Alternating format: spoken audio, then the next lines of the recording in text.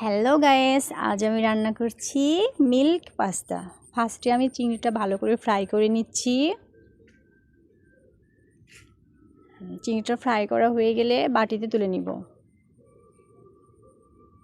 তারপরে এর মধ্যে দিব রসুন কুচি, রসুনটা ভালো করে ফ্রাই করে নিব। আর হ্যাঁ, আমি চিংড়িটা ফ্রাই করার আগে কিন্তু ভালো করে ম্যারিনেট করে রেখেছিলাম।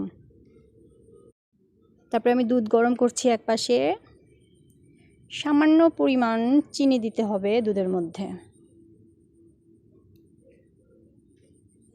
দুধটা গরম হলে এই রসুনটা একটু ফ্রাই করা হলে দুধটা ঢেলে দিব সম্পূর্ণ। দুধটা যখন একটু বলক উঠবে তখন এর মধ্যে আমি যার যতটুকু পরিমাপ পছন্দ সে ততটুকু তিস্তি দিবে। তিস্তি দিয়ে দিচ্ছি আমি, দিয়ে নাড়াচাড়া করছি। তারপরে এর মধ্যে আমি দিব চিংড়ি ফ্রাইটা দিয়ে দিচ্ছি। তারপরে আমি দিব অর্গানিক মশলা, তারপরে সামান্য পরিমাণ লবঙ্গ, তারপরে মিল্ক পাউডার দিচ্ছি, মিল্ক ক্রিম, তারপর একটু মিল্কি পাউডার দিব, একটু মিল্ক ক্রিম দিব, তারপরে পাস্তাটা দিয়ে দিচ্ছি। দিয়ে নাড়াচাড়া করে